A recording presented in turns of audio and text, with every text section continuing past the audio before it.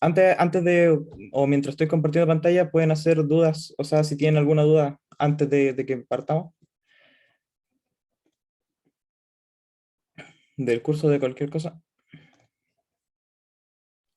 ¿Cuántos controles queda? ¿Queda uno más? Creo que sí, creo que son dos controles y la nota, o sea, no estoy muy seguro cómo se organiza el curso, no me acuerdo muy bien, pero son como dos controles y la tercera nota es como la de tareas, creo, o no sé si la de tareas cuenta al final, pero aparte de los dos controles el examen, que creo que este curso sí tiene exención. Así que eso. La extensión sería con 5.5. T- no tengo idea, de repente igual a lo mejor puede ser otra nota, eso depende del profe, lo tienen que conversar con el profe.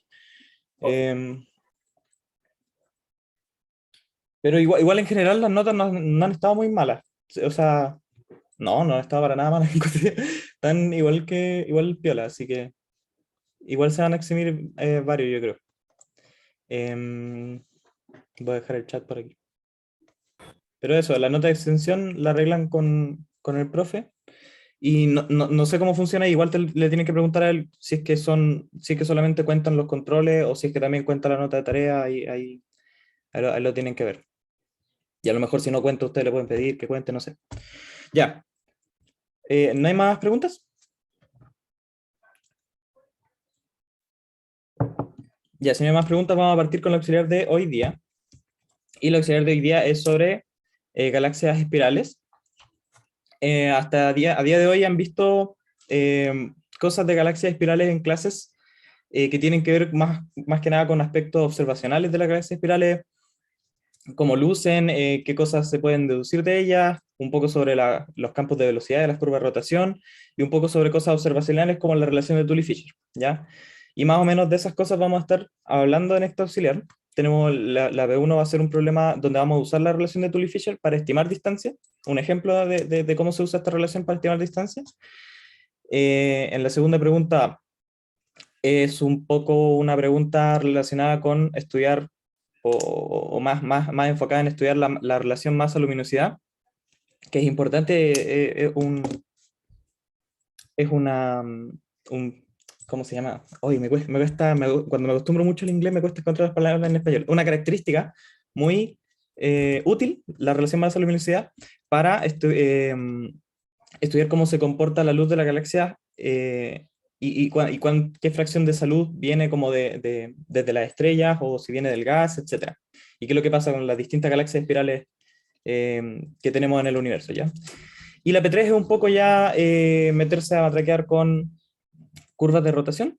O sea, no tanto la curva de rotación de la galaxia en general, sino que un poco cómo se verían las cosas o el movimiento de la estrella a partir de nuestro sistema de referencia, que sería como más o menos el del Sol, ¿no es cierto? Ese sería nuestro marco de referencia. Entonces vamos a hacer la pregunta 1 primero, que es de Tully Fisher. Esta es la auxiliar 5 y es de galaxias espirales. Como les decía, esta auxiliar, y hasta el momento, esta es como la parte observacional de galaxias espirales. Luego de esto vamos a ver, probablemente en la próxima auxiliar, problemas de un poco sobre la dinámica o sobre eh, ¿cómo se llama esto? Sí, la dinámica y la forma de los brazos o las zonas en las que viven los brazos de la galaxia, cómo se relacionan todas esas cosas con la curva de rotación. Vamos a estar matraqueando un poco sobre esas cosas en la próxima auxiliar. ¿Ya? Ya, pues la P1. P1. Tully Fisher. La P1 nos dice que se observa un perfil de emisión de hidrógeno. eh, ya. Acabo de encontrar un error de tipeo por de nuevo mis confusiones con el inglés. Supongo que dice hidrógeno ahí en español. Eh, H1 de la figura 1. La H1 es la letra o las letras para simbolizar que se observan como regiones de hidrógeno en estado neutro, ¿ya? Nos dicen que se observa un perfil de emisión de hidrógeno neutro en la figura 1 para una galaxia espiral vista de canto. Es decir, la vista de canto es que la estamos viendo así de lado al disco, ¿no es cierto? No está dando como justo lo estamos mirando como si fuera un sándwich, y nos dicen que varios astrónomos han medido la magnitud aparente de esta galaxia en el infrarrojo y han determinado que la magnitud es 15.1, ¿no es cierto? Magnitud aparente en el infrarrojo. Generalmente, la observación de regiones o de nubes en la galaxia o en cualquier otra fuente extendida en el universo que contiene elementos de manera neutra como el hidrógeno o zonas de carbono y otros elementos, se observan o son más importantes en bandas de longitud de onda más largas como el infrarrojo o el radio. Por eso igual tiene sentido que este problema como que nos den o estemos observando un perfil de hidrógeno neutro y las observaciones y todo lo que estemos trabajando es en la banda infrarroja, ¿ya? Y nos piden utilizar la relación de Tully-Fisher calibrada por este objeto, calibrada para este objeto debería decir, nos dan una relación de Tully-Fisher y nos piden estimar la distancia a la galaxia, ¿ya? Y podemos usar la magnitud absoluta del Sol en la banda infrarroja, que es igual a 3.84. Entonces, reuniendo lo que nos dice el enunciado, tenemos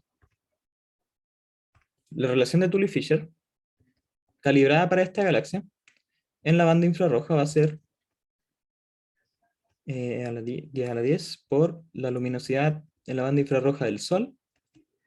Esto va a ser más o menos igual a la velocidad máxima sobre 196 kilómetros por segundo. Todo eso elevado a 3.8. Y además nos dicen que la magnitud aparente de la galaxia es 15.1 y la magnitud absoluta del Sol, todo esto en la banda infrarroja, es 3.48. ¿Ya? Para usar la relación de Tully-Fisher y estimar la distancia, vamos a querer plantear la relación que tienen las distancias con las magnitudes, porque nos dan magnitud aparente, y con la relación de Tully-Fisher nosotros conocemos cómo se comporta la luminosidad, entonces por la luminosidad podemos sacar la magnitud absoluta, con la magnitud aparente y absoluta podemos hacer la diferencia y plantear la relación que tienen con la distancia, y así llegar al estimado, ¿no es cierto? Entonces, lo primero que vamos a hacer es, voy a mover, que estuve haciendo trampa antes del auxiliar, que esta imagen la voy a necesitar, pero la voy a dejar por ahí, no sé, guardar. Es la imagen que está en el enunciado, por si acaso. Este es el perfil que, supongo que están viendo el OneNote, ¿cierto? No debe ser que no estén viendo. Sí, sí se ve, sí se Ah, ve, ya, sí se ve. ya, súper, muchas No te gracias. preocupes. Gracias, gracias. Ya, este es el perfil, está como en la segunda página del enunciado porque era muy grande, o sea, quería que se viera bien el gráfico, lo puse muy grande y se me fue bajo. Y esto es un poco lo que se observa cuando se hace un perfil de emisión en velocidad, o sea, como un campo de velocidades. Vemos que en el eje vertical tenemos flujo, por lo tanto, tenemos como una especie de gráfico de flujo en función de la velocidad. Entonces, para distintas velocidades vamos a encontrar distintas componentes de la galaxia que brillan más que otras, y por eso es que uno tiene aquí, no sé, un peak y otro peak. Entonces, esas son como las zonas que más aportan con el flujo, al flujo de la galaxia. Y esas ocurren como a cierta velocidad. Entonces tenemos como nubes en la galaxia que van rotando, tienen una cierta velocidad, y algunas son más significativas que otras, ¿no es cierto? Ya, pero antes de irnos con el diagrama, lo que vamos a hacer es plantear nuestra ecuación para calcular la magnitud absoluta, ¿ya?, de la galaxia. La magnitud absoluta de la galaxia la podemos estimar, como siempre, usando esta diferencia de magnitudes, aprovechando que tenemos la del Sol. Por definición, estas diferencias de magnitudes siempre son menos 2.5 por el logaritmo. Siempre que escribo log, voy a omitir la base 10, porque siempre que escribo log, es el logaritmo en base 10, y cuando es ln, el logaritmo natural, ¿no es cierto? Del cociente entre las luminosidades, ¿no es cierto? Esto es un recuerdo, o esto lo vimos como bien al principio del curso, cuando hicimos un repaso como de magnitud, del sistema de magnitud. ¿Ya?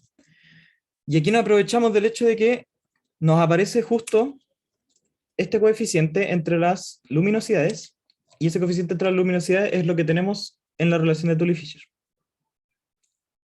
¿No es cierto? Entonces, de Tully-Fisher, de la relación de Tully-Fisher calibrada para esta galaxia, tenemos que la luminosidad de la galaxia en la banda infrarroja sobre la luminosidad del Sol en la misma es 3 por 10 elevado a 10, porque simplemente pasa este término multiplicando al otro lado por la velocidad máxima sobre 196 kilómetros por segundo, todo eso elevado a 3.8. ¿No es cierto? Eso lo reemplazamos en la fórmula. Entonces vamos a tener mh menos mh solar igual a menos 2.5 logaritmo de 3 por 10 elevado a 10 por Vmax sobre 196 kilómetros por segundo. ¿Verdad? Voy a mover esto. Yo creo que lo voy a sacar de la página para que no moleste. Por ahí. Ya, pues lo que hacemos ahora es expandir esta relación porque tenemos muchos términos que podemos sacar de ahí del logaritmo. El logaritmo del producto es igual a la suma de logaritmos, entonces esto va a ser menos 2.5, logaritmo de 3, menos 2.5, logaritmo de 10 elevado a 10, y aquí voy a bajar al tiro mejor el 10, el logaritmo baja los exponentes, entonces esto me baja un 10, esto debe ser 2 menos 2.5 por 10, logaritmo de 10, y como es en base 10, este logaritmo de 10 es 1, ¿ya?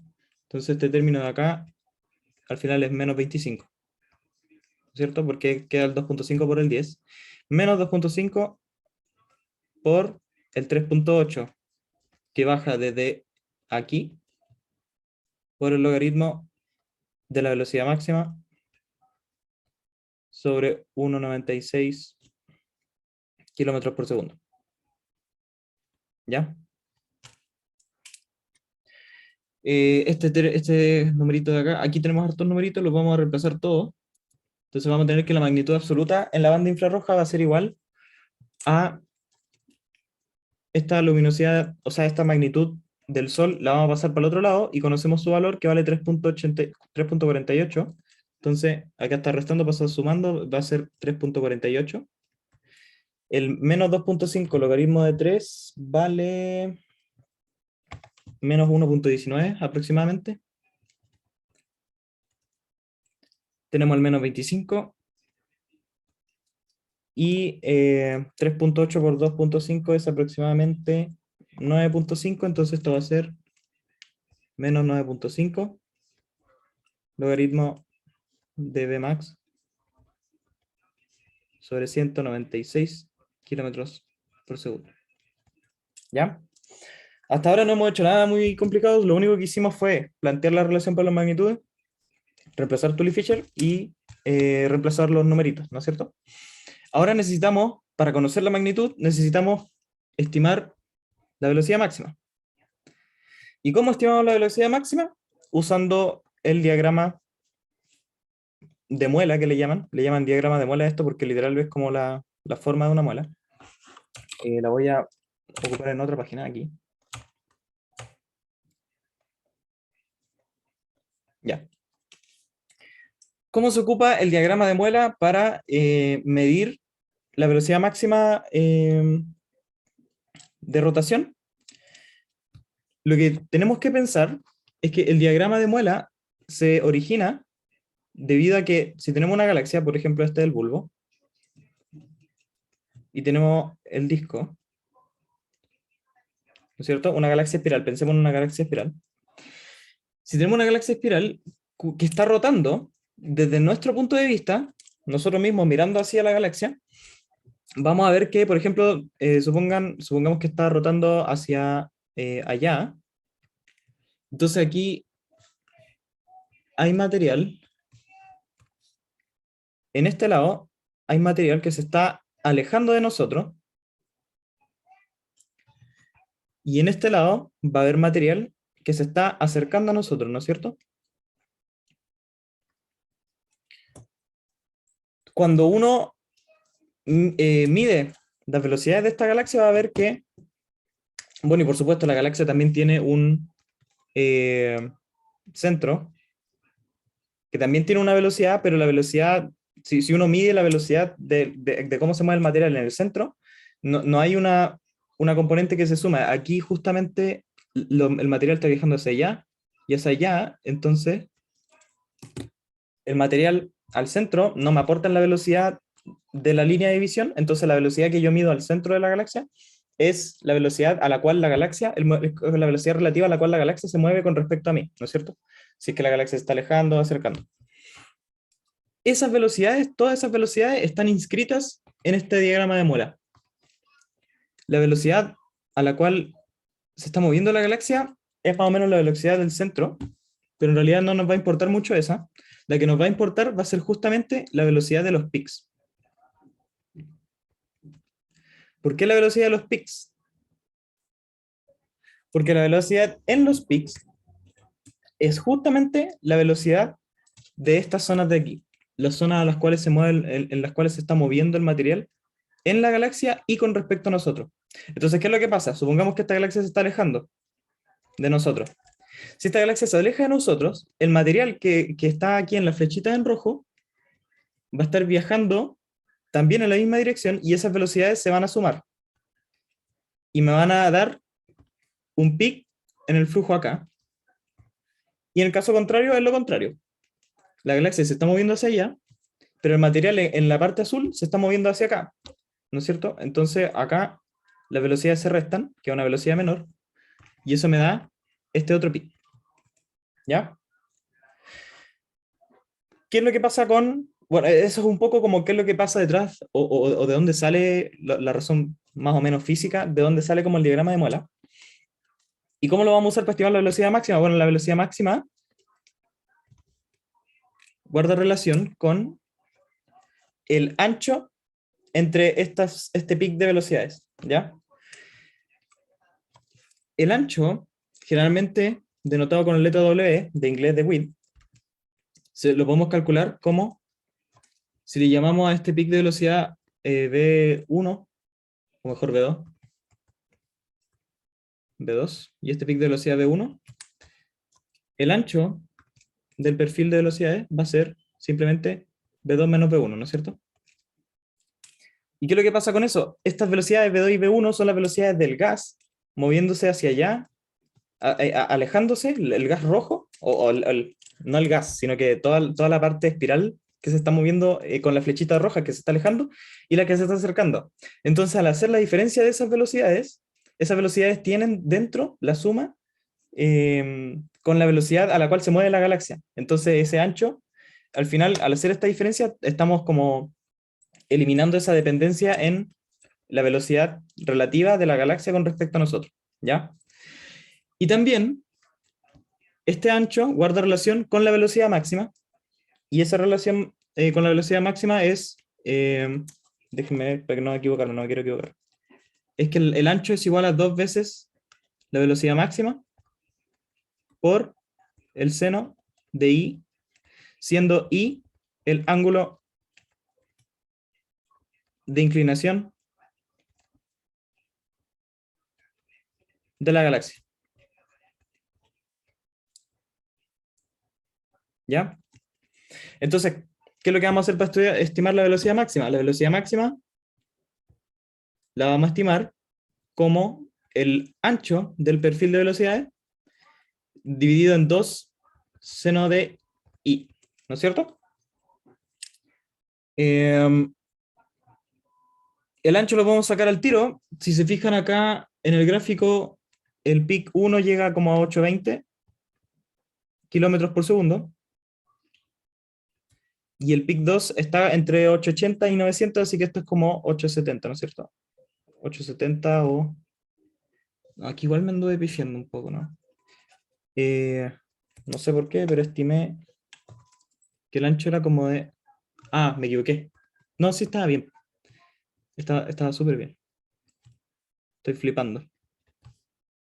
Estoy poniendo 870 aquí y 870 está por acá. Este en realidad es 890, ¿no es cierto?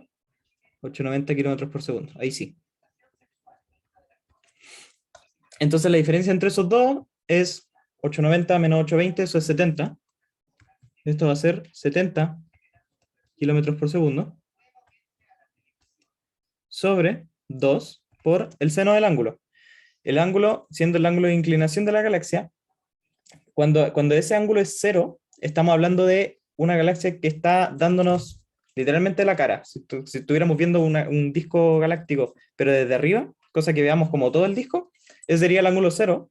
Y el ángulo de edge on, o el ángulo de canto de una galaxia, es cuando la estamos mirando de sándwich, que en nuestro caso, y en ese caso el ángulo vale 90 grados o pi medio, ¿no es cierto? Por lo tanto, el seno de pi medio es 1, y esto es 2 por 1, entonces la velocidad máxima simplemente queda como 35 kilómetros por segundo. ¿Ya? ¿Se entendió eso, no? Me interesa que quede claro. Aquí lo único que hicimos es estimar la velocidad máxima a partir del ancho del perfil de velocidades y, eh, y aplicando que como es una galaxia vista de canto, conocemos el ángulo de inclinación, entonces podemos calcular la velocidad máxima, así, de esta forma.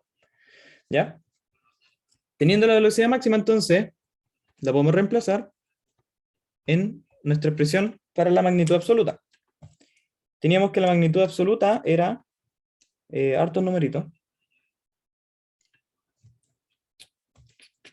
Primero voy a escribirlo. Esto es 3.48 menos 1.19 menos... podríamos sumar al tiro mejor. Esto es menos 26...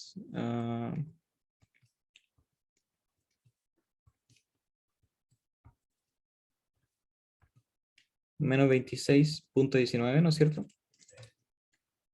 Menos 9.5 por el logaritmo de este 70 kilómetros por segundo. No, mentira. Lo tengo arriba justo. Es 35, perdón. 35 kilómetros por segundo, que sería Vmax, sobre 196 kilómetros por segundo, ¿no es cierto? Entonces esto nos queda dimensional. Y esta fracción es más o menos menos 0. O sea, este logaritmo es menos 0.48. Y eso nos da una magnitud absoluta de la galaxia en la banda infrarroja de aproximadamente menos 15,6. ¿Ya? Lo pueden comprobar con sus calculadoras. Me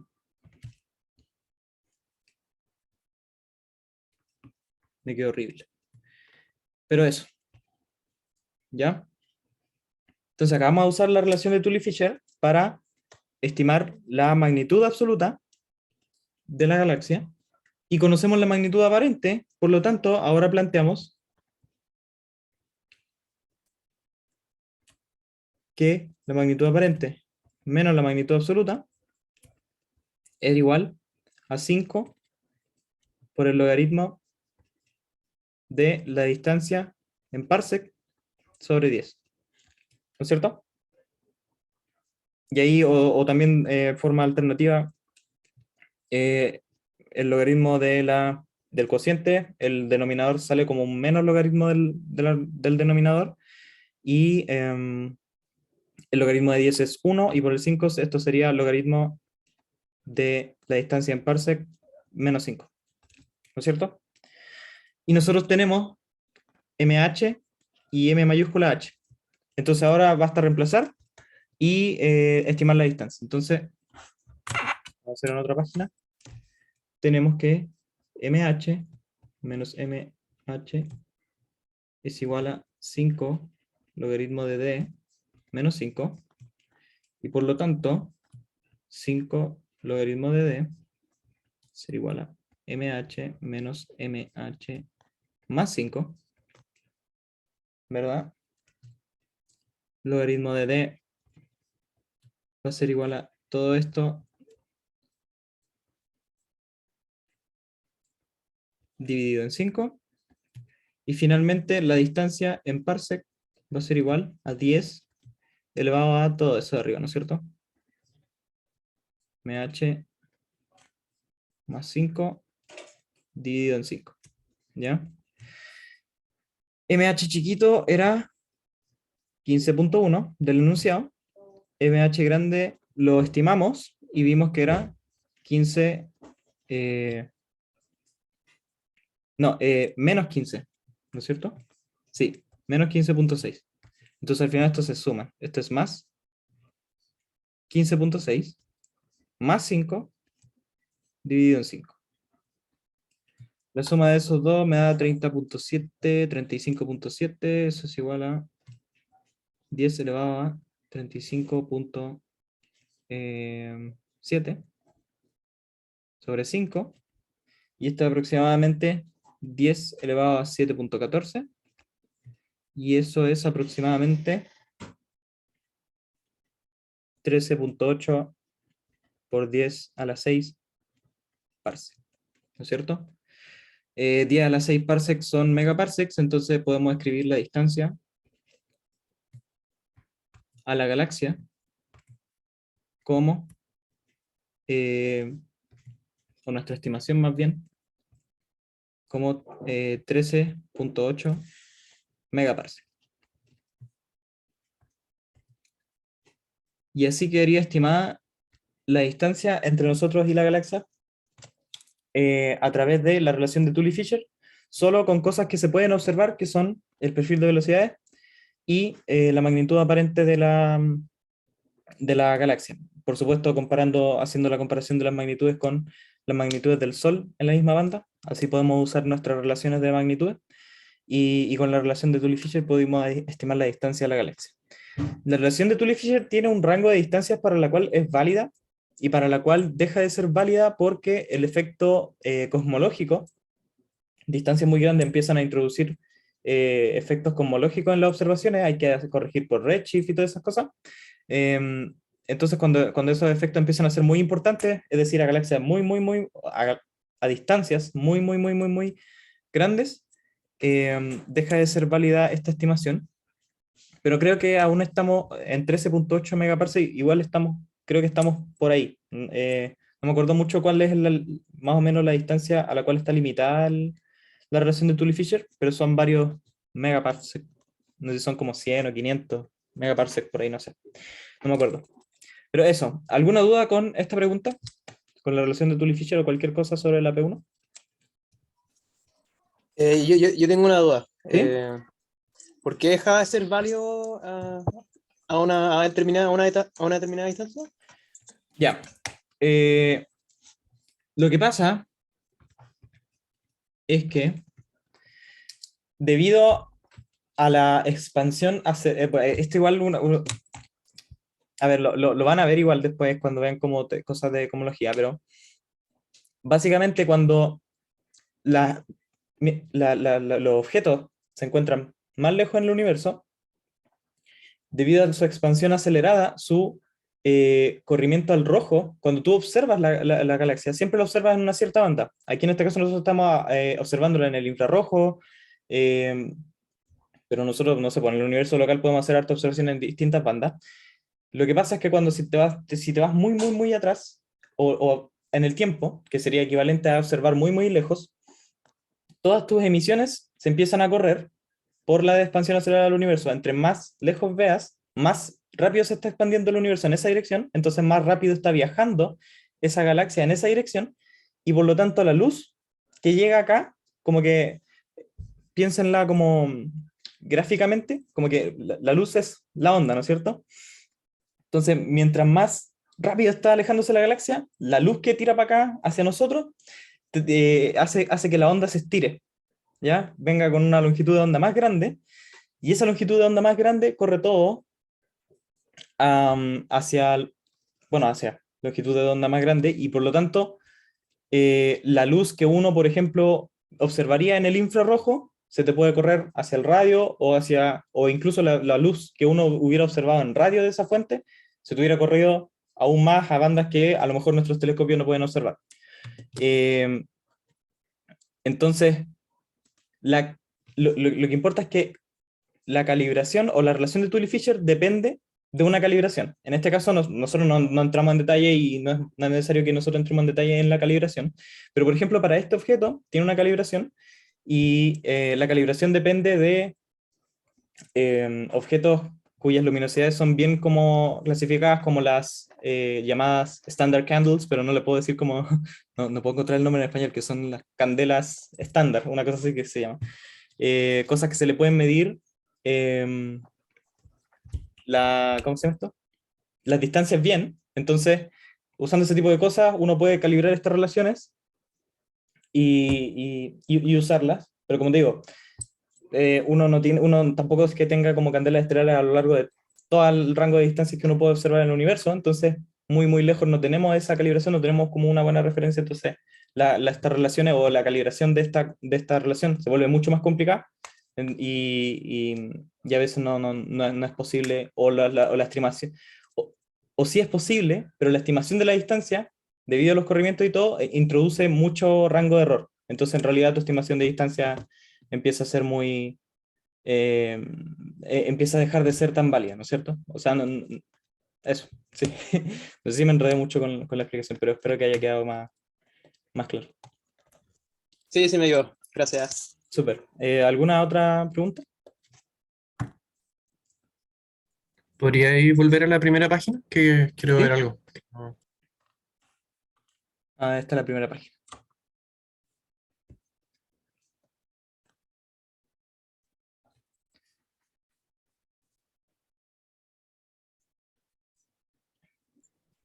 Ya, ahora tengo una duda, pero ¿Sí? más de materia. La relación de Tully-Fisher también se voy a expresar en magnitud absoluta, ¿o no? Sí.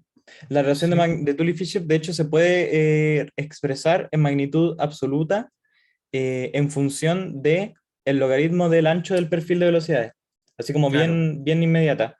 Pero, o sea, este es un problema que encontré en una página gringa, pero sí, esa relación también se puede usar, pero claro, o sea, esa relación también tiene sus términos y sus calibraciones en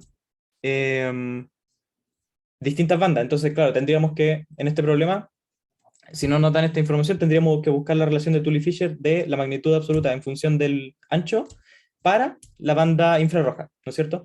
Y en realidad, esa relación es la misma que, o va a tener su equivalente a esta, eh, simplemente el aspecto que va a tener es este mismo. Si nosotros acá, en esa ecuación de ahí abajo, reemplazamos Vmax por el ancho, es lo mismo. Vamos a tener la magnitud absoluta en función del logaritmo del ancho, ¿no es cierto? Así que al final sí, es otra forma equivalente de usar la relación de Tully-Fisher. Directamente con magnitud y con el ancho. Ya, gracias. Ya, pues. Pasemos a la P2 ahora.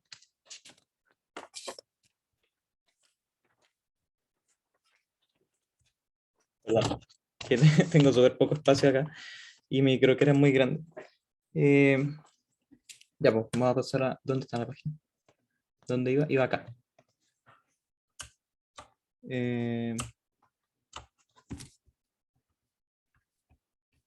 P2. ¿Ya? ¿Y qué nos dice la P2? La P2 nos dice considerar un perfil de brillo superficial exponencial para el disco de una galaxia espiral como esta ecuación de aquí, que es un brillo superficial en función del radio. Está en función del brillo superficial central por la exponencial de menos R sobre H sub R.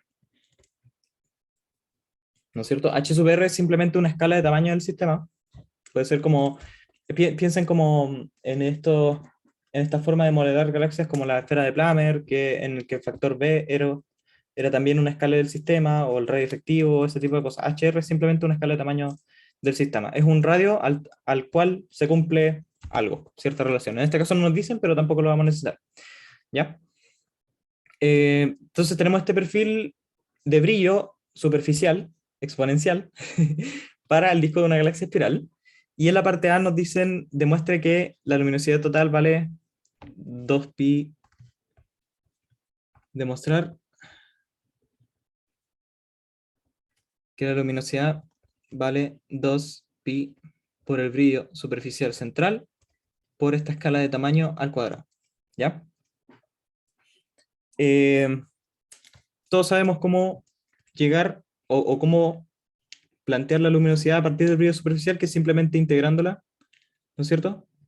Ser infinito, en un círculo, ¿no es cierto? Brillo superficial dr. Así que, de hecho, más para adelante nomás, po. El 2pi sale de la integral, y esto va a ser la integral de 0 a r, de r por el perfil exponencial, y el perfil exponencial es I0 por la exponencial de menos r hr de r, ¿verdad? Si sacamos ahora el I0 de la integral, vamos a tener que la luminosidad es 2pi por I0 por esta integral de aquí, re a la menos r sobre hr, adr, y esa integral de aquí la tenemos que hacer por partes, ¿no es cierto? Entonces, si hacemos por partes,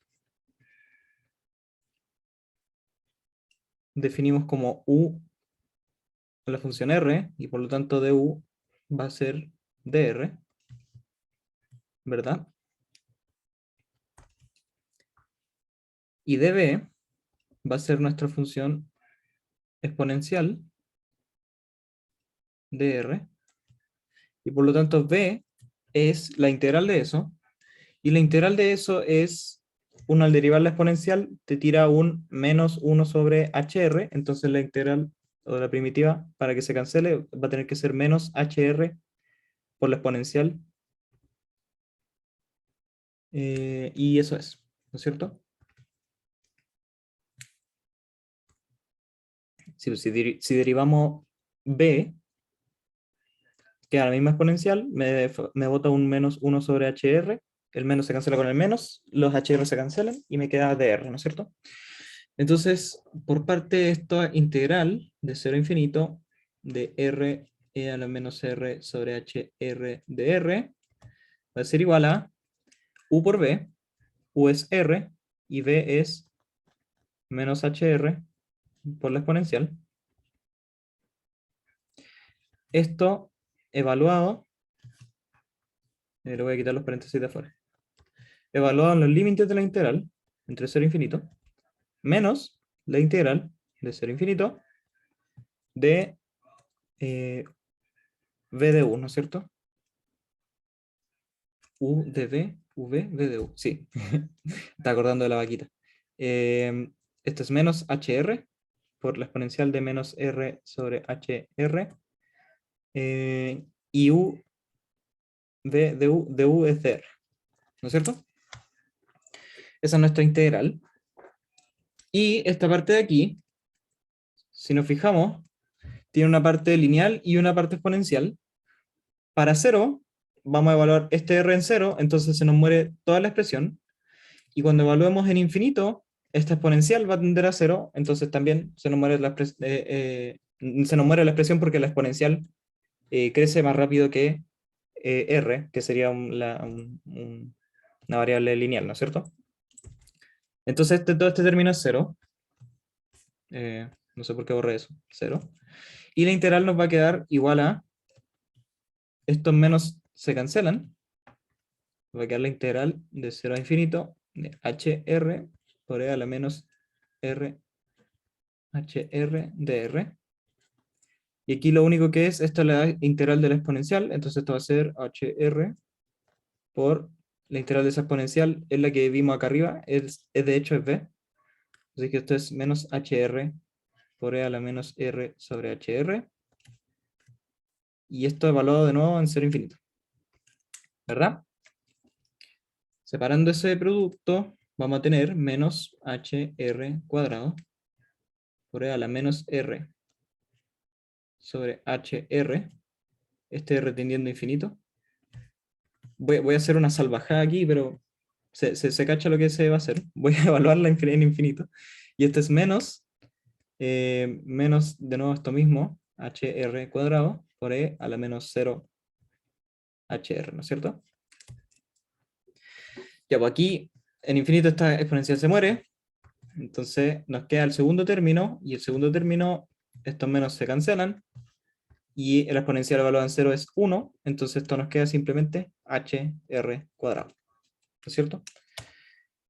HR cuadrado es igual a este integral de acá, que es ese integral de ahí, entonces simplemente al reemplazar, vamos a tener que la luminosidad es igual a 2pi por i 0, por la integral que vale h sub r al cuadrado, ¿no es cierto? Y eso es lo que nos pedían en la parte A. ¿Ya? Aquí nada nuevo. Tenemos un perfil de brillo y nos piden demostrar cuánto vale la luminosidad total. Integramos en un disco o en simetría cilíndrica o lo que quieran, pero considerando un disco plano, eso sí. Y, Benja, ¿sí? yo tengo una duda. Adelante. ¿Esa luminosidad es la que ocupamos para la relación masa-luminosidad? Sí, ahora vamos a ver eso. Sí, sí. Vale, gracias. Ahora vamos a trabajar con eso. Ahora vamos a, a explorar qué es lo que pasa con la relación masa-luminosidad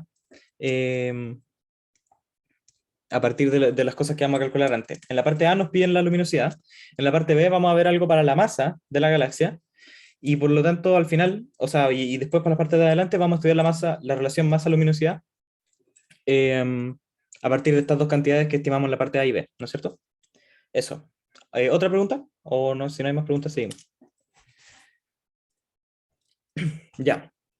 Vamos entonces a la siguiente parte de esta pregunta. La siguiente parte de esta pregunta es la parte B. Y la parte B nos dice, explique por qué uno puede esperar que la masa de una galaxia espiral cumpla la siguiente relación, que es la masa es proporcional a la velocidad máxima al cuadrado por HR. ¿Ya? La explicación de esto es un poco, o se parece un poco a lo que... ¿Dónde lo tengo? Aquí está. Una cosa por la cual pasamos máquina en la primera parte es que las galaxias espirales tienen dos componentes, que son el bulbo y el disco. ¿Ya? Para efectos de los problemas que estamos haciendo acá, estamos considerando solo cosas para el disco y vamos a aproximar la galaxia espiral entera como si fuera solamente el disco, ¿ya? Eso no quiere decir que el bulbo no sea importante, ¿ya? Pero solamente el hecho de considerar solamente el disco de la galaxia nos simplifica el problema, básicamente. Y no vamos a tener que hacer un análisis diferido para el bulbo o para el disco por separado, ¿ya?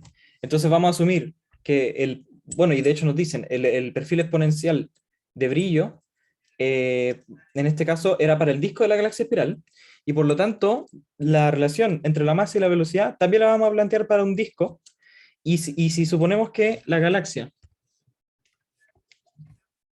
es un disco, todas las estrellas que van a estar orbitando en esta galaxia, para que orbiten a lo largo del disco, necesitamos que haya un potencial que venga desde el centro, y ese potencial del centro lo vamos a considerar como si fuera el de una masa puntual o algo por el estilo, o un potencial kepleriano, de modo que las estrellas en el disco de la galaxia se muevan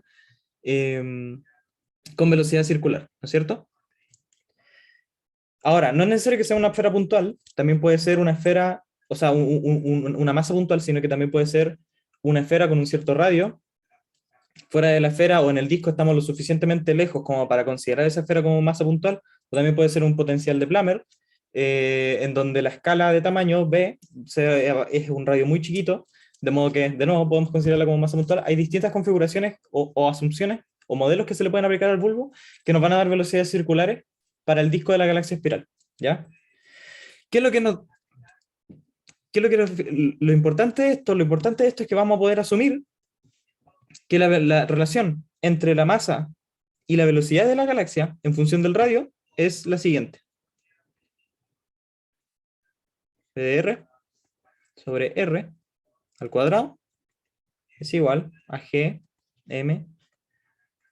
Este M es la masa contenida en un radio, R, y esto está dividido en R cuadrado, ¿ya? Eso simplemente viene de un potencial kepleriano que es como de la forma Gm sobre R, la típica de siempre, ¿ya? Entonces, esta es la ecuación que rige para la velocidad de las estrellas en la galaxia, en el disco de la galaxia, ¿ya? ¿Y qué es lo que pasa? Que si yo considero un radio máximo, o un, por decirlo así, digamos que Rmax es el radio al cual la velocidad en Rmax va a ser igual a la velocidad máxima. ¿Por qué? Porque a lo largo si nos vamos alejando de la galaxia cada vez más en radio, nosotros podemos ir midiendo la velocidad y vamos a encontrarnos con una curva de rotación, ¿no es cierto? Y esa curva de rotación va a tener un máximo, Bmax, que ocurre a un radio máximo Rmax. Y por lo tanto, también ese radio máximo nos va a definir una masa que estamos encerrando, y entonces si nosotros reemplazamos Rmax en esta relación, se va a seguir cumpliendo, pero esta vez para la velocidad máxima. Entonces vamos a tener que la velocidad máxima al cuadrado sobre R máximo es igual a G por M contenida dentro de este radio, o dentro de este disco con radio máximo, sobre el radio máximo al cuadrado. ¿Cierto? Ahora,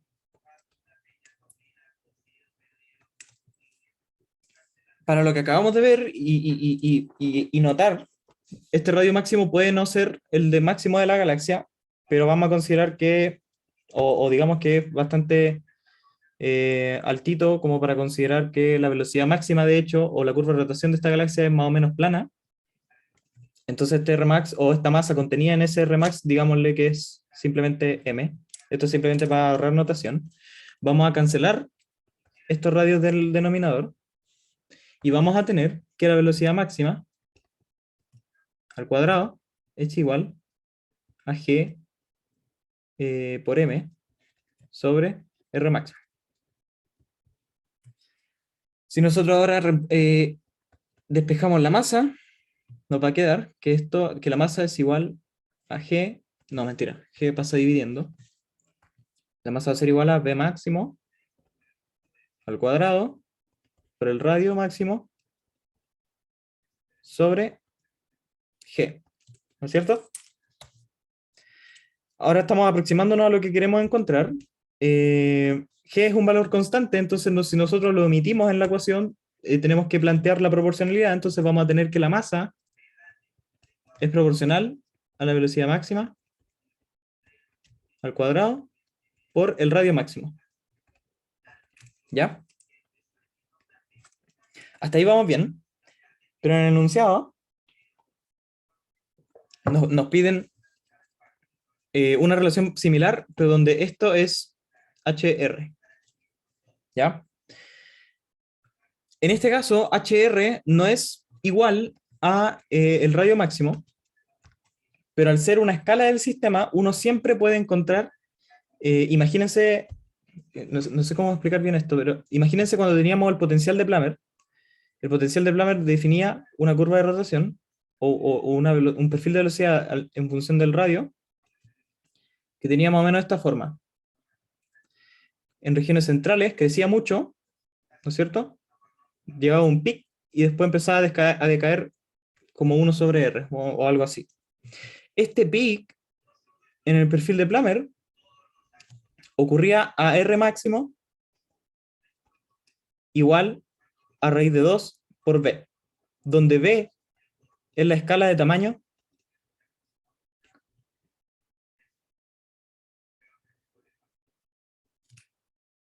del sistema. Entonces nosotros podemos asumir que para este caso, para el perfil exponencial, también tenemos una escala de tamaño, que es HR, y por lo tanto R máximo lo podemos encontrar en función de HR, no en este caso en particular, pero nosotros podemos plantear la relación de proporcionalidad y vamos a decir que R máximo es proporcional a HR, ¿ya? No son exactamente iguales. Y simplemente reemplazando eso en la relación de proporcionalidad, vamos a tener que la masa es proporcional a la velocidad máxima al cuadrado por la escala del sistema, que es simplemente lo que nos pedían, o sea, que es justamente lo que nos pedían demostrar, ¿ya? Eso, igual, no sé si quedan dudas con esta parte, igual es medio, hay harta argumentación, hay hartas cosas como que imaginarse, no es tanto como matemáticas, sino que uno puede, simplemente con supuestos, que son bastante buenos, o sea, no sé si son bastante buenos, son bastante gruesos, pero son razonables, para el disco de la galaxia, para cómo se comporta, para qué es lo que pasa con la velocidad máxima en función del el radio máximo y la relación o la escala de tamaño de la galaxia, uno puede llegar a relacionar la masa de la galaxia con la velocidad máxima de las estrellas y la escala de tamaño, ¿no es cierto? En particular esto nos habla un poco también de qué tan masiva es la galaxia a partir de la velocidad de las estrellas que están orbitando en ella, que es un poco lo que uno sabía en este caso uno trabaja con la velocidad v máxima, que no es de dispersión, sino es de rotación, porque estamos en galaxias espirales, pero uno podría hacer un poco el análogo también con las galaxias elípticas, en donde la componente de dispersión era más importante, y no sé si se acuerdan del control, en donde explicaban que el diagrama de magnesio, en función de la dispersión, a medida que uno encuentra dispersión más grande o velocidades o estrellas que rotan más rápido en la galaxia, uno encuentra galaxias más masivas, ¿no es cierto?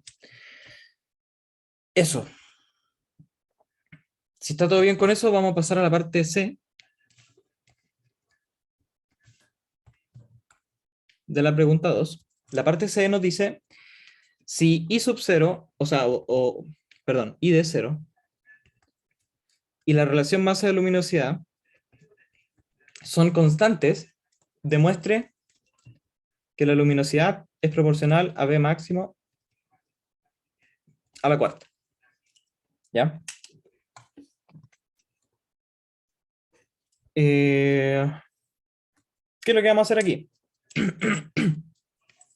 Para llegar a esta relación, nos gustaría relacionar la luminosidad con la velocidad máxima, ¿ya? De la parte A tenemos la luminosidad, y de la parte B tenemos la masa, entonces podemos estudiar la relación masa-luminosidad en función de la velocidad máxima, y a partir de ahí vamos a hacer una jugarreta con nuestras ecuaciones para hacer aparecer una luminosidad, y a partir de eso relacionar la luminosidad con la velocidad máxima, ¿ya? Eso es un poco lo que vamos a hacer. Entonces, planteemos la relación masa-luminosidad. Para nuestro caso, tenemos que la relación masa-luminosidad va a ser proporcional a lo que encontramos para nuestra masa, que es lo que nos pidieron demostrar en la parte B, máximo, B máximo al cuadrado por HR, sobre la luminosidad de la galaxia, y la luminosidad de la galaxia la encontramos en la parte A, que era igual a 2pi por el brillo superficial central por HR al cuadrado. ¿No es cierto? Ahora nos piteamos los HR, esto nos queda V máximo al cuadrado sobre 2pi brillo superficial central por HR. ¿No es cierto? Pero nos dicen, déjenme ver, quiero asegurarme bien de que no estoy... Sí, está bien. Nos dicen que en este caso estamos considerando que I0 es constante, Por lo tanto, en la relación de la proporcionalidad la podemos omitir todo lo que no es constante. Entonces vamos a tener que la relación masa-luminosidad es proporcional a, quitando las constantes, la velocidad máxima al cuadrado, sobre HR, ¿no es cierto? Con este jueguito, con la proporcionalidad, nos vamos piteando las constantes y vamos armando lo que queremos demostrar, ¿ya? Ahora, nos gustaría reemplazar este HR, y este HR cumple una relación que nosotros ya vimos, que era, que de hecho la reemplazamos arriba, 2pi y de 0, HR al cuadrado, ¿no es cierto? La luminosidad está relacionada con HR, y por lo tanto, si uno despeja HR de esta ecuación, esto va a ser HR cuadrado igual a la luminosidad dividido en 2pi por el brillo superficial central, ¿no es cierto? Pero estas son constantes. Entonces al final tenemos que HR al cuadrado es proporcional a la luminosidad, y por lo tanto, si uno toma raíz,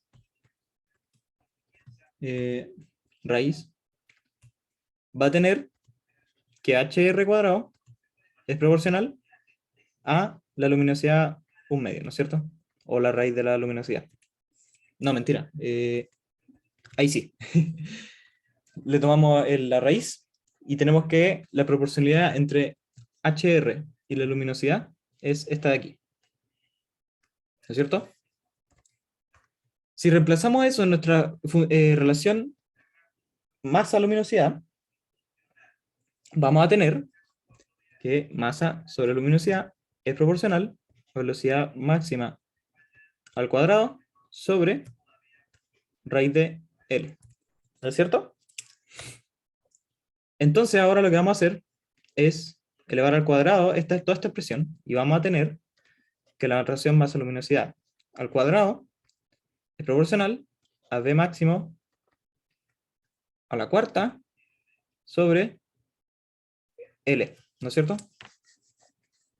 Sí.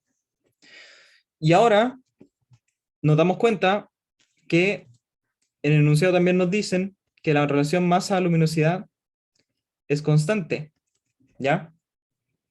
Eso directamente nos dice que L es proporcional a V máximo a la cuarta, pero si no lo ven, simplemente podemos multiplicar por L y dividir por ML cuadrado en ambos lados, y nos va a quedar que L es proporcional a la velocidad máxima a la cuarta sobre masa luminosidad al cuadrado. Y aquí de nuevo, como estamos hablando de relación de proporcionalidad, y esto es constante, podemos obviar las constantes y nos va a quedar que la luminosidad es proporcional a la velocidad máxima, ahora sí, a la velocidad máxima elevado a 4. Que es lo que nos pedían demostrar en la parte C, ¿ya? Aquí, lo único que hicimos fue jugar con las relaciones que se cumplen para nuestra galaxia, que es lo que pasa entre la relación entre la escala de tamaño de la galaxia, la luminosidad, y ocupando que el brillo superficial central de nuestra galaxia es constante, y la relación masa-luminosidad también lo es, ¿ya? Eso con respecto a la parte C. No hay mucho más que en lo que andar. ¿Alguna pregunta con esta parte? Porque igual puede ser bien confuso todas estas relaciones de proporcionalidad. Pero eso esencialmente. Es simplemente ir teniendo en cuenta las relaciones y despejando las cosas que son constantes o eliminándolas de la relación de proporcionalidad, ¿ya?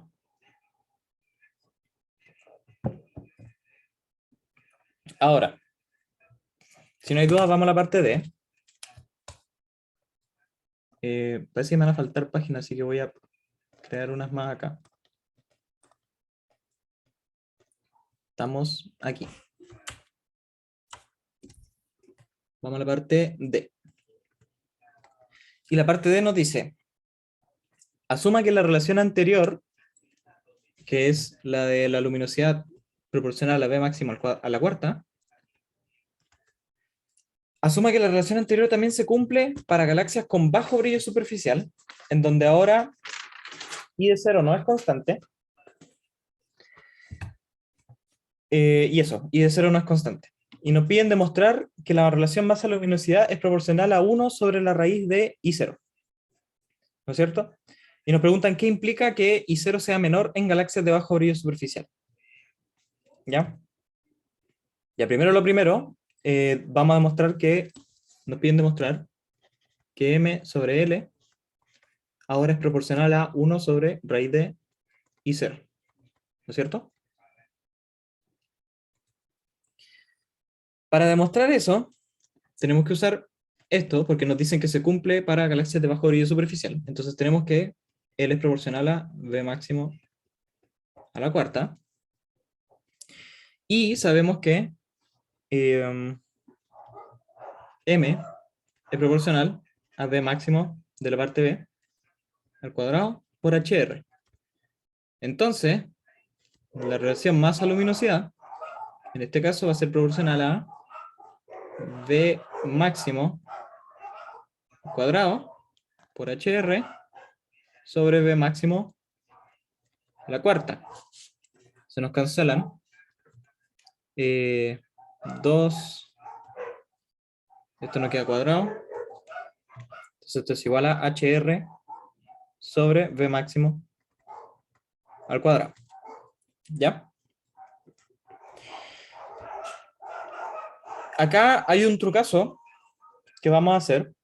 Ahora el brillo superficial central no es constante, pero lo que sí vamos a considerar constante, que no lo dice en el enunciado, es la velocidad máxima. ¿Por qué? Bueno, para hacer en estricto rigor, la mayoría de las cosas que estamos relacionando desde la parte B hasta ahora son cosas que son constantes, pero nos interesa estudiar las que vamos a considerar variando de una galaxia a otra, ¿ya?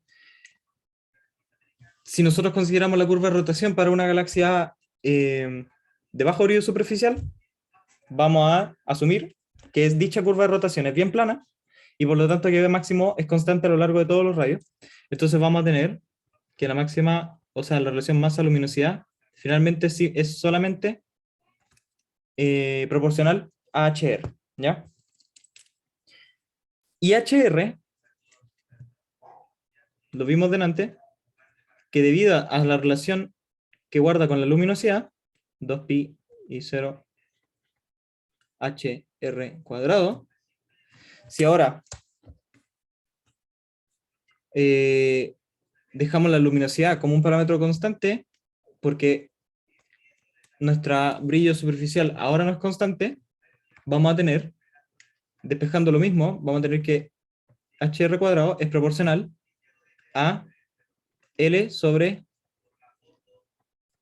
el brillo superficial central, y por lo tanto al tomar raíz y al obviar la constante que estamos considerando ahora, que la luminosidad es constante, vamos a tener que, en particular, la escala de tamaño de la galaxia es proporcional a 1 sobre raíz de I0, ¿no es cierto? Que es el brillo superficial central. Entonces simplemente al haber aquí tomado raíz. ¿Ya? Por lo tanto, aquí ya es directo simplemente reemplazar en la relación masa-luminosidad, y vamos a tener que la masa-luminosidad en este caso es proporcional a el brillo superficial central de la galaxia. Que es lo que nos pedían demostrar, ¿ya? Aquí, una cosa que a mí, o sea, este problema lo hice, y una cosa que a mí no me quedó muy clara es que a priori uno no tiene por qué considerar que o bueno, en realidad sí, lo que les decía es que la mayoría de estas cantidades que estamos tratando aquí son constantes. Entonces las relaciones de proporcionalidad que estamos estudiando no van como tanto si es que algo es constante o no, sino que van dependiendo de la variable con respecto a la cual la queremos estudiar la relación. Entonces, la luminosidad, por ejemplo, en esta galaxia, es constante porque la luminosidad L que estamos usando aquí es la luminosidad total de la galaxia. La luminosidad total de la galaxia no va a cambiar, porque la galaxia no, al menos no en una escala de tiempo corta. Entonces la podemos aproximar como constante, pero claro, nosotros la sacamos de la relación de proporcionalidad porque nos interesa estudiar la relación de proporcionalidad con respecto a otras variables, ¿ya? Es un poco como para aclarar si es que hay alguna confusión sobre qué término tiene que ser constante o no. Esto es simplemente estudiar relaciones de proporcionalidad. Y nos preguntan qué implica que el brillo superficial central sea menor en galaxias de bajo brillo superficial, ¿ya? Para contestar esa pregunta, tenemos que primero hablar de la relación de masa-luminosidad. La relación de masa-luminosidad generalmente se mide en masas solares sobre luminosidades solares y da cuenta de qué tanto brillo o qué tanta, qué fracción de la luz que nos llega de la galaxia es originada en estrellas, ¿ya? O sea, ¿qué parte de la luz de la galaxia viene de estrellas? Eso es un poco de lo que da cuenta la relación masa-luminosidad. Entonces esto es qué tanta luz de la galaxia corresponde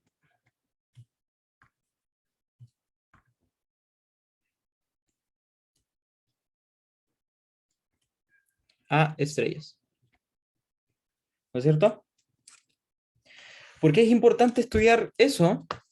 Porque nuestra relación masa-luminosidad nos va a decir qué tan importante es la luz de las estrellas para distintas galaxias espirales en distintos sistemas. Si nosotros nos acordamos de el diagrama de Hubble, o el diagrama de clasificación de galaxias, nos decía que las galaxias tempranas, SA, SB, espirales, por supuesto, estamos hablando de espirales, siempre estamos en el contexto de espirales, en comparación a las galaxias tardías, estas tenían relaciones bulbo-disco mayores y estas relaciones bulbo-disco menores. Por lo tanto, bueno, y aquí introducimos el bulbo, que a priori no estábamos hablando, no estábamos considerando el bulbo, pero al hablar de la luminosidad o del brillo superficial central, de I evaluado en 0, tenemos que introducir o hablar del brillo superficial central, y para hablar del brillo superficial central lo podemos hacer con el bulbo, o pensando en el bulbo. Lo que pasa es que para galaxias tempranas, el bulbo es más importante, por lo tanto la galaxia es más brillante en el centro, y por lo tanto esto implica que el brillo superficial central es mayor, y con la relación que acabamos de sacar, nos dice que la relación masa-luminosidad es menor, ¿ya?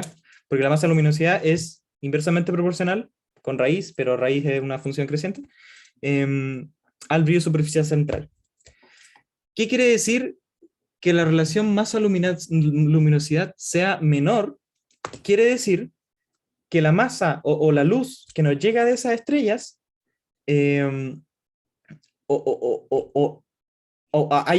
¿cómo parafrasearlo bien? Hay una parte significativa de la luz que nos llega de esa galaxia que no corresponde a estrellas, ¿ya? Cuando la relación masa-luminosidad es alta, quiere decir que la mayoría o gran parte de la luz que nos viene que llega de la galaxia es debido a la presencia de la estrella, y al revés, pues, si masa-luminosidad baja, quiere decir que la luz que nos llega de la galaxia tiene contribuciones que no son principalmente estelares. ¿Tiene esto sentido con las galaxias tempranas? Un poco sí, porque las galaxias tempranas, si ustedes se recuerdan, el bulbo es bien brillante, aún así tiene unos brazos espirales que iluminan, que tienen una luz, que nosotros los podemos observar. La luz de los brazos espirales es distinta a la del bulbo. El bulbo más brillante tiene otro tipo de estrella, otro tipo de luz.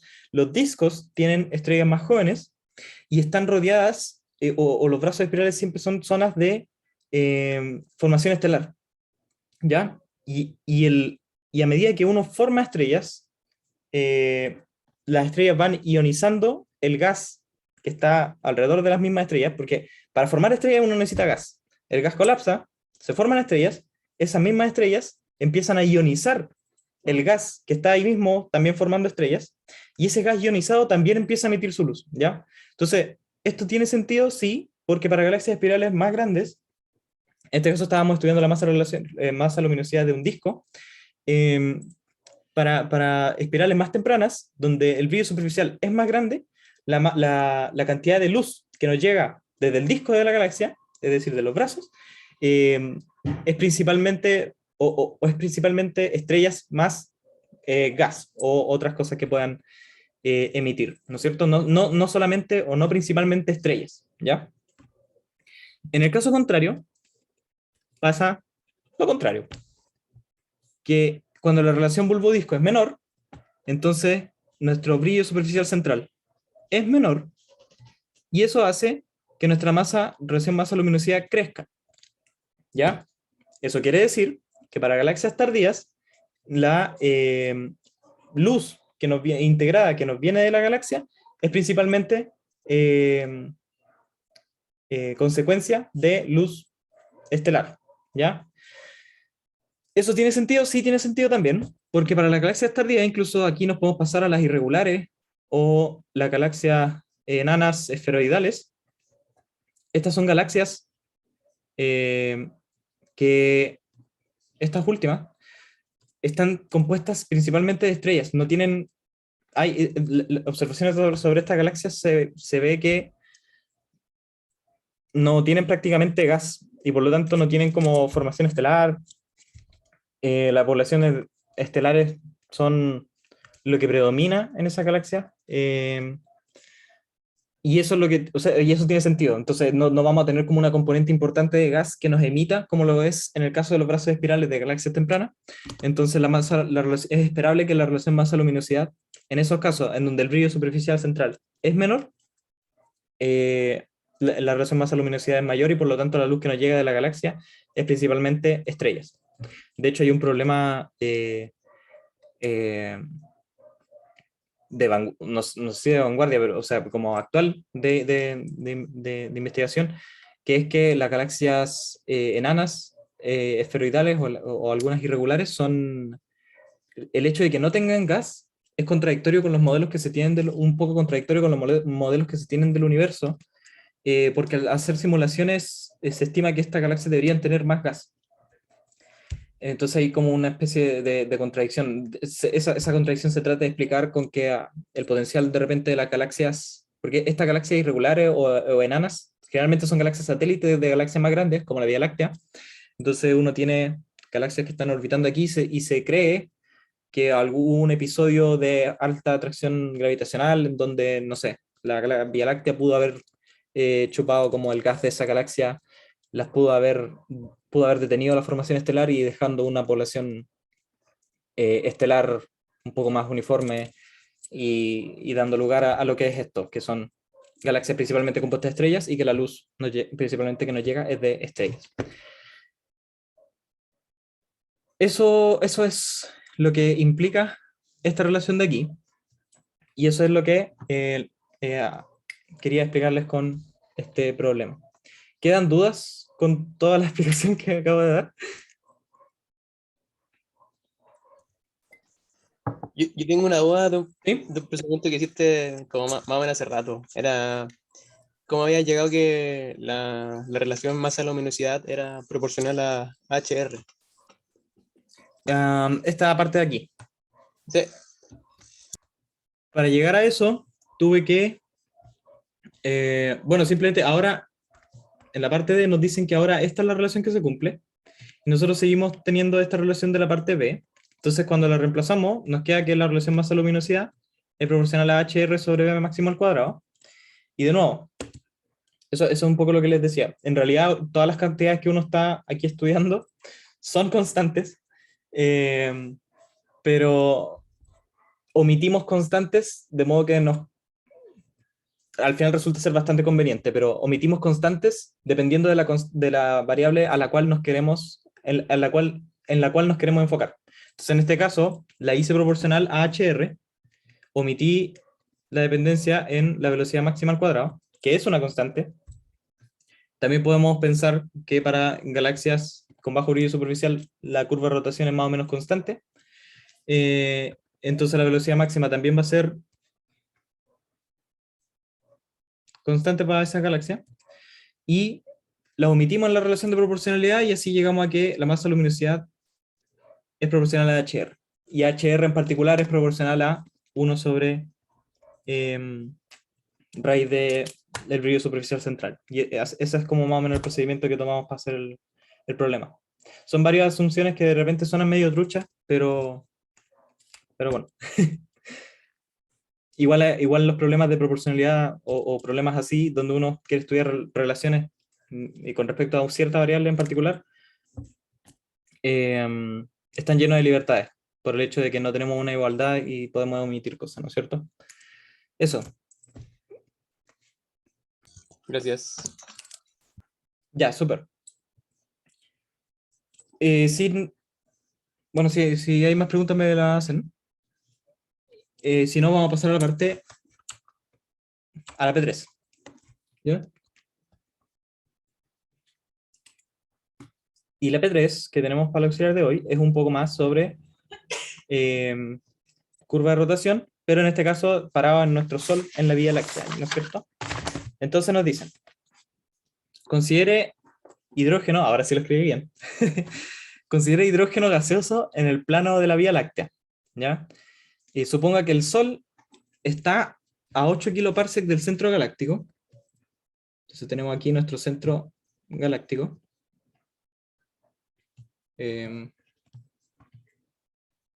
Ahí sí. Y tenemos al Sol a R igual a 8 kiloparsecs, ¿no es cierto? Este es el Sol. Del centro galáctico, con una velocidad rotacional, voy a bajar un poco el dibujo. Y voy a hacer más grande. Este es el Sol.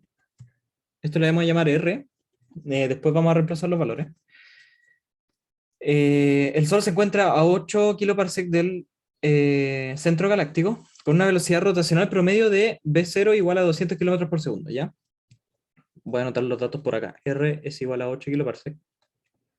V0 es igual a 200 kilómetros por segundo. Entonces el Sol está rotando alrededor de la galaxia con una velocidad V0, ¿no es cierto? La dibujo tangencial porque es como, o sea, estamos pensando en velocidades circulares, ¿no es cierto? Y nos dicen que la curva de rotación de la Vía Láctea es bastante plana. ¿Qué es lo que quiere decir eso? Lo mismo que hemos visto antes, que cuando la curva de rotación, BDR, posición del radio, es plana, podemos considerar que más o menos BR es constante. ¿Ya? No depende tanto del radio. Entonces también tenemos esa información y nos dicen, considera ahora dos anillos uniformes de gas en el plano, en los radios 4 y 12 kiloparsecs. Entonces tenemos, voy a dibujar esto mejor así, y vamos a tener unos anillos de gas a 4 kiloparsecs y el otro fuera de la galaxia. Mejor no lo voy a dibujar porque se entiende un poco la idea. Vamos a tener un anillo acá, más o menos, a 4 kiloparsecs, ¿no es cierto? Y otro por allá afuera. Y nos dicen encuentre la expresión para la velocidad radial de estos anillos en función de la longitud galáctica L. ¿Ya? Si nosotros definimos un punto en el anillo aquí, un punto cualquiera, vamos a tener una estrella aquí. Esta estrella, según la curva de rotación, ya que estamos a una distancia del centro, va a tener una velocidad BR, ¿no es cierto? Y nos piden encontrar la expresión para la velocidad radial de los anillos en función de la longitud galáctica. No sé si recuerdan, no sé si lo vieron en el curso coordenadas galácticas, pero la longitud galáctica se define, las coordenadas galácticas tienen como centro al Sol. ¿Ya?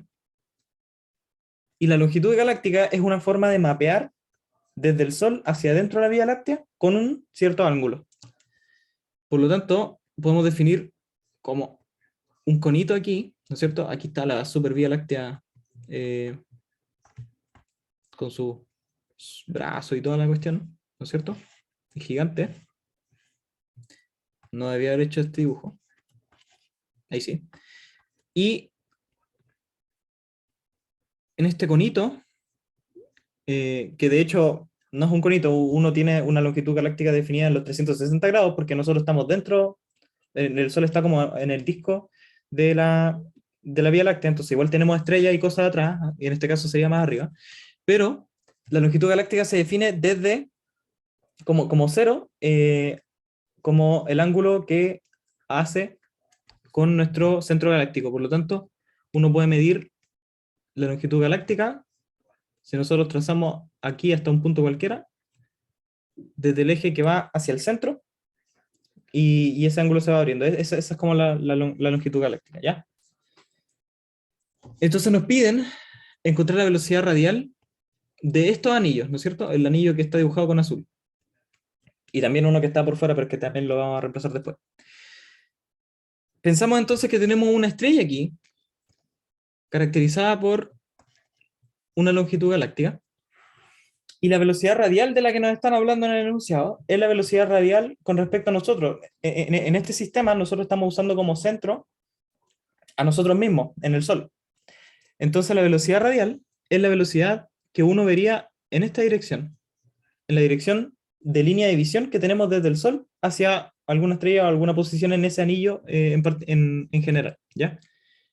Esto de aquí es como un R-tongo, digamos. Entonces nosotros nos piden cuál es la velocidad BR de este punto de aquí, ¿ya?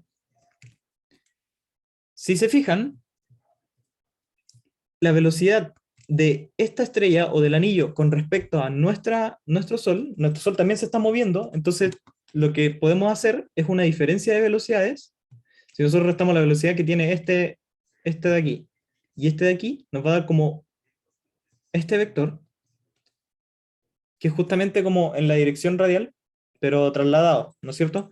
Entonces, ¿qué es lo que tenemos que hacer? Tenemos que proyectar la velocidad del Sol en la dirección radial y proyectar la velocidad del anillo o de una estrella en el anillo en la velocidad en el eje radial, ¿ya? Para eso vamos a tener que definir otros ángulos. Digamos que este ángulo de aquí es alfa. Por lo tanto, si esto es, si la estrella se encuentra a una distancia del centro galáctico R, le vamos a llamar R, y a la del Sol, digámosle R0. R0. Ahí tengo que cambiarlo en el enunciado. Vamos a tener aquí, esto es 90 grados. Aquí simplemente estoy dibujando todo como para relacionar las cosas. Al final lo que vamos a hacer aquí, nos piden calcular como BR, esto es BR, en función de la longitud galáctica. Por lo tanto, cuando proyectemos todo, queremos dejar todo en función de la longitud galáctica, y por lo tanto vamos a necesitar la relación entre alfa y la longitud galáctica, y también este ángulo de acá, que estamos definiendo para la velocidad del Sol. ¿No es cierto?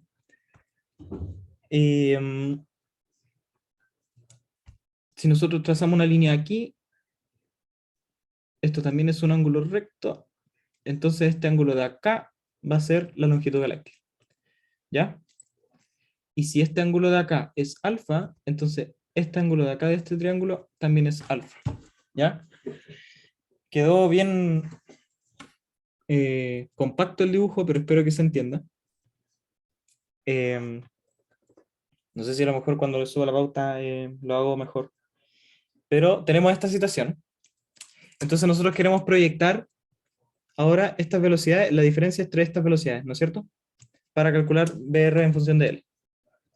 Entonces, si proyectamos BR, o sea, la velocidad del anillo de la estrella, que es BDR, en el eje radial, vamos a tener que hacerlo con el coseno del ángulo, ¿no es cierto? Porque este vector va para allá. Uno puede definir un ángulo recto, lo de siempre, entonces la velocidad en esta dirección va a ser la velocidad del anillo por el coseno del ángulo, y hacemos la resta de velocidades con la del Sol, ¿no es cierto? Le estamos restando nuestro movimiento relativo. Y la del Sol es V0 proyectado con este ángulo de acá. Este ángulo de acá, definido este triángulo, esto es un ángulo recto, por lo tanto ese ángulo es pi medios menos L. Y la proyección de la velocidad del Sol en la dirección radial en ese caso va a ser coseno de pi medios menos L. ¿Verdad?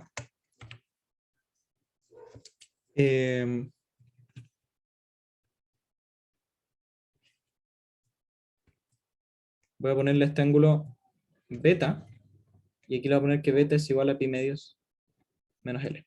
¿Ya?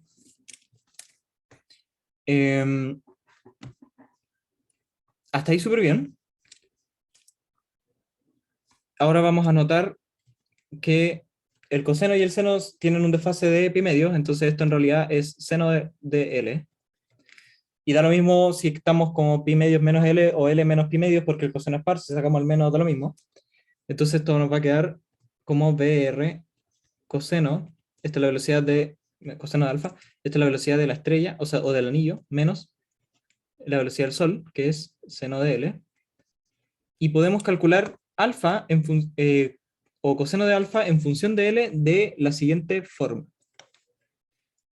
Si se fijan, el coseno de alfa es igual a el adyacente, ¿no es cierto?, partido por la hipotenusa. Ahora estoy mirando este triángulo de aquí, el que está en verde. La hipotenusa es R, entonces esto va a ser R, la distancia de la estrella o del anillo hacia el centro de la galaxia.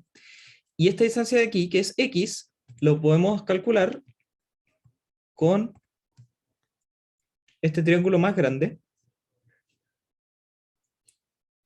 Y este triángulo más grande tiene como hipotenusa R0. Por lo tanto, X, que es el opuesto, va a ser igual a R0, la hipotenusa, por el seno del ángulo. Y el ángulo que de este caso es L. Entonces esto va a ser R0, seno de L, sobre R, ¿no es cierto? El dibujo lo estoy encontrando malísimo, pero espero que se cache. La cosa es que esto es como pura trigonometría, ¿ya? Es trigonometría como para relacionar, lo que hicimos fue proyectar las velocidades en la dirección radial, que es la línea de visión desde nosotros hacia la estrella, desde el Sol hacia la estrella, o el anillo, etc. Y reemplazamos este ángulo simplemente en función de la longitud galáctica. Entonces vamos a tener que BR, función de L, es igual a BR, R0, por R, o sea, dividido en R, seno de L, menos B0, seno de L. ¿No es cierto? A partir de esto podemos factorizar por R0, seno de L, por B de R, sobre R, menos B0, sobre R0. Porque factorizamos por R0 y el segundo término no depende de R0, entonces no aparece uno en el denominador. Esta ecuación de aquí es bastante famosa, de hecho corresponde a la curva de rotación como de la galaxia, o de la Vía Láctea, o es una expresión para la velocidad radial que envuelve a la curva de rotación. Y aquí vamos a ocupar que la curva de rotación de la galaxia es constante. Y en particular, si es constante y nosotros conocemos que la velocidad del Sol es v0, y a lo largo de todos los radios la velocidad es la misma, entonces, en particular, la velocidad en todos los radios va a ser igual como a la del Sol. Entonces vamos a considerar que esta es v0. Y vamos a tener que Br, en función de L, es igual a v0, R0, seno de la longitud galáctica, por 1 sobre R, menos 1 sobre R0. ¿Ya? Entonces ya tenemos una expresión para la velocidad en función de la longitud galáctica, y nos piden encontrar la expresión para en función de la longitud galáctica para los radios, los anillos, ¿no es cierto? Nosotros teníamos que R0 era igual a 8 kiloparsec, que es donde se encuentra el Sol, y ahora vamos a tener dos casos. El anillo interior, que va a ser 4 kiloparsec, y el anillo exterior, que va a ser 12 kiloparsec. ¿No es cierto? Entonces vamos a tener que en el primer caso, en el anillo interior, esto va a ser 200 por, no voy a anotar las unidades, 200 por R0 por 8, esos son 1600. Lo voy a anotar al tiro. Por el seno del ángulo, por 1 sobre 4 menos 1 sobre 8. ¿Verdad? Si, no lo voy a calcular, pero fijémonos, voy a poner la otra. Esta es la exterior. Quiero llegar a lo importante de este problema. Esto va a ser lo mismo, 1600, por el seno de la longitud, por 1 sobre 12 menos 1 sobre 8. Si se fijan, este cociente entre, o sea, esta diferencia entre fracciones tiene distintos signos si es que estamos considerando un radio interior a un radio exterior. Para radios interiores, el 1/4 es mayor que 1/8, entonces esto es mayor que 0. Y para radios exteriores, 1/12 es menor que 1/8, entonces esto es menor que 0. ¿Qué implica que la velocidad sea mayor o menor que 0? Que como es la velocidad radial con la cual yo estoy observando desde el Sol a las estrellas, quiere decir que si yo miro a las estrellas o los anillos que están por dentro de la galaxia, las veo con una velocidad más alta, y por lo tanto estas estrellas se van adelantando, van viajando más adelante, se están alejando de mí, y a la vez estamos rotando alrededor de la galaxia. Mientras que las estrellas que están en radios exteriores tienen una velocidad negativa y por lo tanto se están quedando como atrás. Como todos estamos rotando, si yo veo a alguien con velocidad positiva, se está alejando de mí, y si veo a alguien con velocidad negativa, también se está alejando de mí, pero en la otra dirección de rotación. Entonces lo que está pasando aquí en la Vía Láctea es que nosotros estamos aquí parados, las estrellas que están más afuera de nosotros, este es el centro, las estrellas que están más afuera de nosotros se están quedando atrás, las estrellas que están más adentro de nosotros se están quedando adelante, y lo que se forma es como una especie de brazo como espiral, o si trazamos una línea desde el centro a lo largo de todas estas velocidades que uno observa desde el Sol, vemos que la galaxia como globalmente, las estrellas interiores y exteriores, según las velocidades que medimos, está rotando. Y eso es como lo interesante o lo que quería ver como de este problema. ¿Dudas para que podamos, o para que ya sean libres de irse? Ya son las 5:50. Entonces, esa fue la auxiliar de hoy. Si tienen dudas de este problema o de otra cosa, pueden hacerlas. Si no, son libres de retirarse y tener una buena semana. Eso. Yo tengo una duda en el ¿Sí? desarrollo. Ujú. ¿Por qué sacaste el B0 del seno? ¿O está multiplicando? No, nada. No, sí, no, pues del seno, o sea, no, pues el seno nunca tuvo el B0 dentro. Sí, pues, Sí, me había confundido. sí, pues en este caso está multiplicando. Al principio estaba acá, pero acuérdate que lo sacamos porque la curva de rotación es bastante plana, entonces uno puede aproximar la velocidad de todas las estrellas como la misma velocidad del Sol, de manera tangencial. Entonces SBR lo podemos aproximar a B0 y factorizamos, ¿no es cierto? Eso es... sí, acá pareciera que todo esto es argumento del seno, pero el seno está en función de L nomás. Eso. ¿Algo más? ¿Alguna otra duda? Yo te tengo una duda, pero es de la tarea. ¿Ya? ¿Qué es un disco canónico de brillo superficial? Ya, esa pregunta me la han hecho antes. No estoy muy seguro a qué se refiere con el disco canónico, pero lo que pienso yo es que como le dicen disco canónico, a lo mejor me dice algo sobre la inclinación de la galaxia, ¿ya? Si estoy pensando en un disco canónico, pienso como en un disco no edge-on, al contrario, veo como el disco de cara, entonces podríamos pensar como en un disco de toda la vida, ¿no? como este disco de aquí con 2pi r y área pi r cuadrado y todo eso, ¿no es cierto?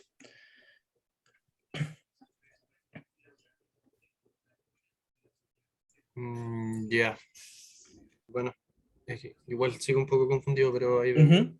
Gracias. Igual no sé si es tan determinante que el hecho de que sea un disco canónico o no. Lo importante del problema es que puedan relacionar las variables que les están pasando. La masa-luminosidad, nosotros vimos en esta auxiliar que la relación masa-luminosidad o la luminosidad en sí la podemos calcular con Tully-Fisher. Tully-Fisher tiene relación con la velocidad máxima. Todos esos datos, todas esas cosas se las dan en el enunciado. Y también hay una forma también de meter ahí el brillo superficial en función del brillo superficial central, eh, solo que en este caso en magnitudes, ¿no es cierto? Por ahí en algún lugar les podría aparecer, mientras estén jugando o malevariando las ecuaciones, les podría aparecer un logaritmo de, ¿cómo se llama esto? La luminosidad o esas variables que tienen relación con el brillo superficial, y de ahí les puede aparecer si tienen un logaritmo y tienen brillo superficial. Acuérdense de la transformación que hacíamos de brillo superficial a magnitudes con el logaritmo, entonces ahí a lo mejor tienen harto para jugar, ¿ya? Eso, no sé qué más les puedo decir sobre ese problemilla, o no sé si tienen otras dudas.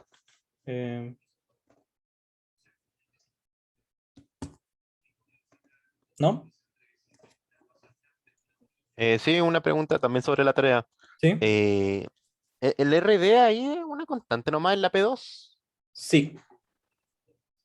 Ok. El RD es como, piénsalo como una escala del sistema, eh, igual como vimos hoy día el HR o el V del perfil de Plummer, el RD es como una escala de tamaño. O En- eso creo, o sea, a priori al ver el problema, eso es lo que yo pienso. Sí, ¿No? no, pero lo puedo ver como constante, así que no me preocupo demasiado por el que ya Ajá. no sé si era como algo. Ya, Espera un poquito, voy a parar de grabar. gracias.